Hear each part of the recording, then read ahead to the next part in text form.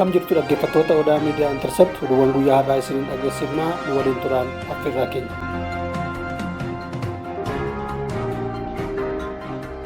Oromiyaatti oomishni sassaabbiif ga'e hanga ammaatti lafa hektaara miliyoona 1.1 irraa walitti qabamuu biiroon qonnaa Oromiyaa beeksise.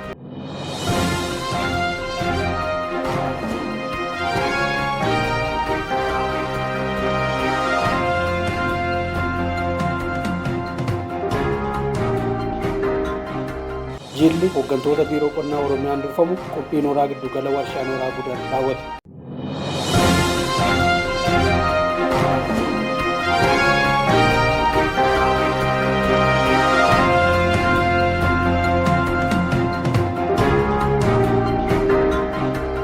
Naannoo Oromiyaatti milkaa'inni inisheetiivotaa sadarkaa abdachiisaa irra jira jedhama.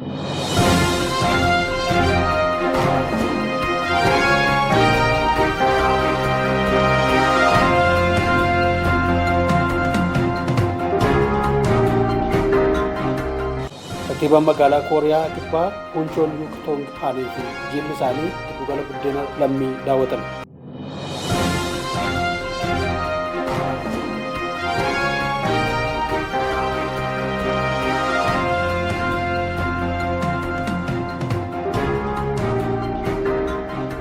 Tarkaanfiin olaantummaa seeraa naannoo Amaaraa fi Oromiyaa irratti fudhatame nageenya uummataa deebisaa jiraachuun himame.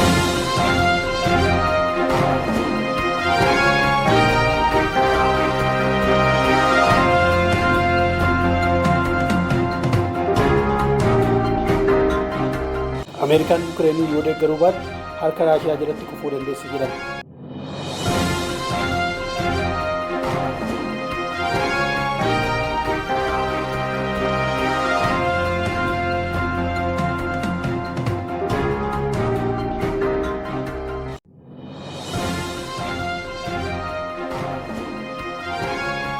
Dhaggeeffattoota keenya amma immoo oduu bal'inaan si dhaggeessifnaa nu waliin turaa.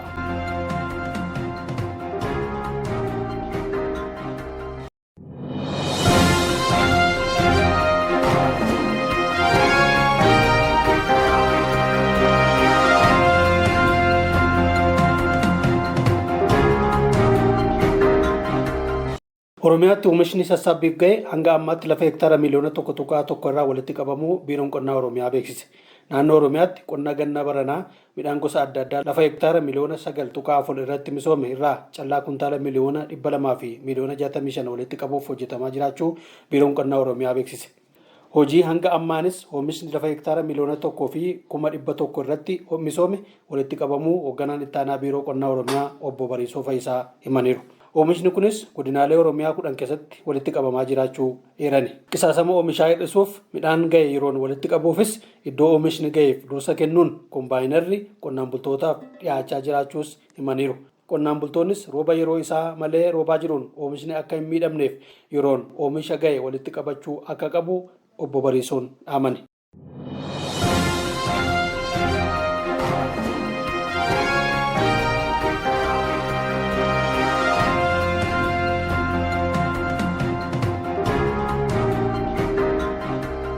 Jilli hooggantoota biiroo qonnaa Oromiyaan durfamu qophii nooraa giddugala warshaa nooraa Gudar daawwate.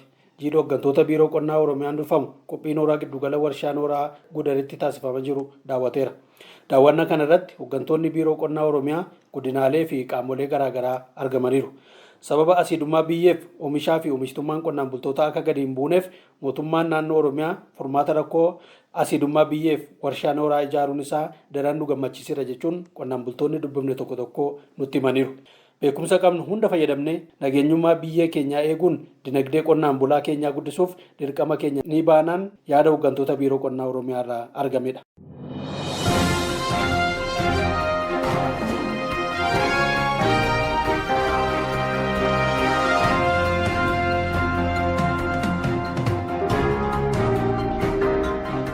Naannoo Oromiyaatti milkaa'inni inisheetiivotaa sadarkaa abdachiisaa irra jira jedhame. Naannoo Oromiyaa keessatti jijjiiramni hojii qonnaa irratti yeroo ammaa mul'achaa jiru baay'ee abdachiisaa ta'uu biiroon qonnaa Oromiyaa miidiyaaf ibsa kenneera. Kanneen akka oomisha qamadii bonee, misooma bunaa, ruuzii, kuduraa fi muduraa garaagaraa akka fakkeenyatti kan fudhatamu ta'us biirichi himeera. Bu'aa kana gara qonnaan bulaa maraatti babal'isuuf fayyadamummaa uummataa mirkaneessuuf godinaalee magaalotaa fi aanaalee Oromiyaa garaagaraa keessatti sirni muuxannoo gaggaarii wal jijjiiruu kutaalee hawaasaa garaagaraatiin taasifamuu irratti argamas jedhame. Muuxannoowwan argamanis daran babal'isuun karoora xiiqii qabame milkeessuuf hojjetamaa jiraachuu biiroon qonnaa Oromiyaa kun dabalataan ibseera.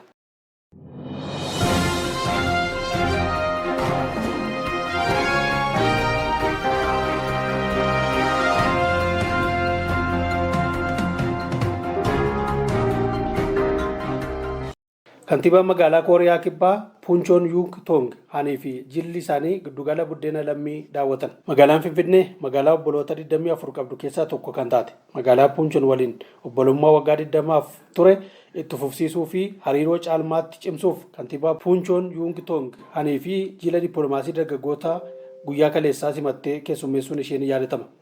Jilli kantiibaa kanaan durfamu guyyaa har'aa immoo giddugala buddeena lammii daawwateera. Giddugalli kun eebila bara 2015 kan hojii eegale yoo ta'u guyyaatti buddeena 200,000 fi 88 tolchee ooluu danda'a jedhame. Namoota 3,280 carraan hojii banameef keessaa harki 99 dubartoota ta'uu ragaan giddugalicharraa ba'ee ni addeessa.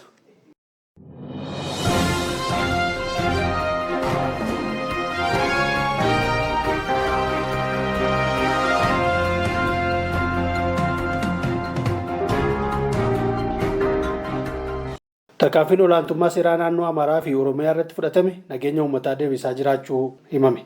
Naannoo Amaaraa fi naannoo Oromiyaa keessatti warreen nageenya uummataa dhorkaa turan kan mootummaan finxaalessitoota jedhee waamu irratti raayyaan ittisa biyyaa tarkaanfii keessa deebii hin qabne fudhateen nageenyummaan uummataa deebi'aa jiraachuu odeeffannoon uummata keessaa ba'ee ni addeessa. Yeroo ammaa kana naannolee lamaan keessattuu sochiin daldalaa fi misoomaa haala gaarii irra jiraachuu odeeffannoon biiroo dhimmoota koominikeeshinii mootummaa naannolee lamaan irraa argame ni ibsa. Uummanni naannolee kana bilbilaan dubbifnes nageenya isaanii akka qaroo ija isaaniitti eeggachuu malee filannoo biraa akka hin qabne nutti himaniiru. Nageenya uummataa tiksuuf mootummaan dirqama irraa eegamu baachuuf yeroo kamuu qophii ta'uu odeeffannoon naannolee lamaan irraa argame ni addeessa.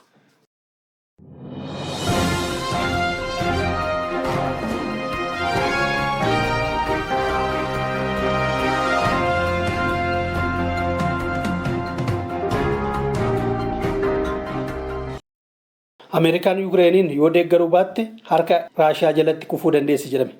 Ameerikaan Yukireeniin yoo deeggaruu baatte harka Raashiyaa jalatti kufuu dandeessi jedhame. Ameerikaan waraana Yukireeniin deeggaruu yoo baatte harka Raashiyaa jalatti kufuu waan dandeessuuf Ameerikaan Yukireeniin deeggaruu qabdi jechuun ministeerri raayyaa ittisa biyyaa Ameerikaa beeksise. Haaluma kanaan waraana Yukireenii fi Israa'el deeggaruuf pirezidaantiin Ameerikaa Joo Baayiden doolaara miliyoona 106 deeggarsa qaamolee lamaaniif ooluu mirkaneessuuf seeneetii Ameerikaatti dhiyeessaniiru jedhame. Kanumarraa ka'uun deeggarsi biyyoota lamaanii akkamitti iddoo tokkotti dhiyaata jechuun mormiin seeneticha irraa dhaga'amus odeeffannoo BBC irraa ba'ee ni addeessa. Gabaasni kan BBCti.